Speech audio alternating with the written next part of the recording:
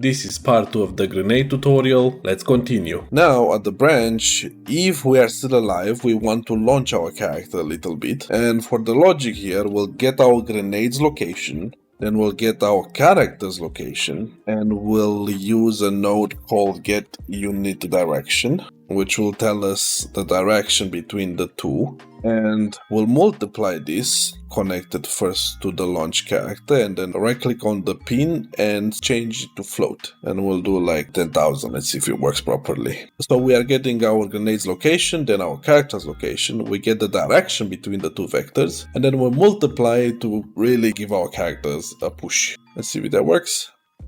We're going. Let's go back. Wait, let me go back. Oh no.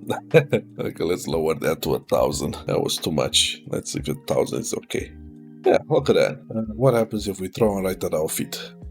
Yeah, it throws us up. Very good. Now, we should also add impulse to our character mesh. So when it goes into Ragdoll, it gets pushed away from the grenade. For this, we'll use add radial impulse. So we'll get from our character's mesh, add radial impulse, connect it to set simulate physics. So this is on the dying logic. We'll get actor location, which will be our grenade's location. For the radius, let's go 600, which is the radius of our multi-sphere. So the area where the damage by the grenade can be applied. Let's make it a bit more funny. We'll set this to like 10 at 100,000 and we'll kill our character. Ooh, it's gone. One more.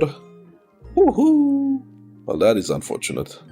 Now, if we want to do damage based on distance, we'll need to do some calculations. So let's get to it. The damage will work based on the distance from the grenade to the player.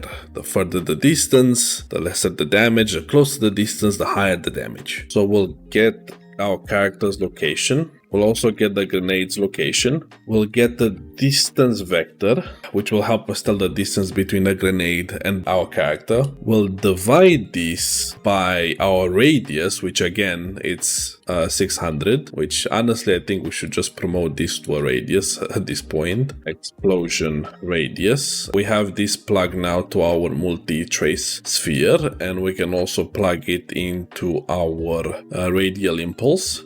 Right here, very nice. And we'll plug this here as well. We are basically dividing the explosion radius. And then from the divide, we'll do a float clamp and we'll leave it as it is. From here, we'll do one subtract. We'll connect the clamp to the second pin, and here we'll just write 1. This will help us invert this value.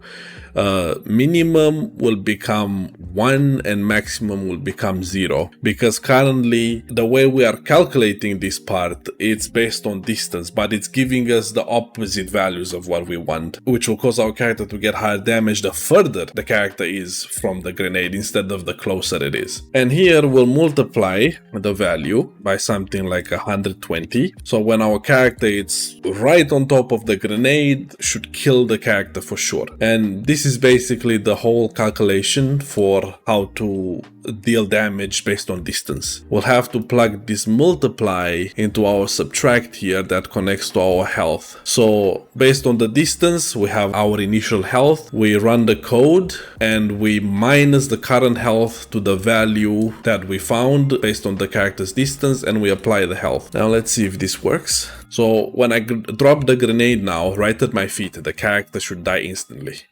There it is. Died instantly. If I throw the grenade further away, we shouldn't die instantly. There we go. And we receive 18 damage. And let's test again if our object obstruction logic works. We throw it here, we hide, we didn't receive any damage, throw it one more, and then we throw it here, and we are dead. One more time. 29. -4. So here we receive 10 damage, here we receive 20 damage, and right at our feet we received enough to die. That's it, guys. This is the tutorial on how to make a proper grenade which can tell the distance, so the damage based on distance. It can tell if you are hiding behind objects, and it can apply impulse to make the player get pushed back or completely send them flying, just like that.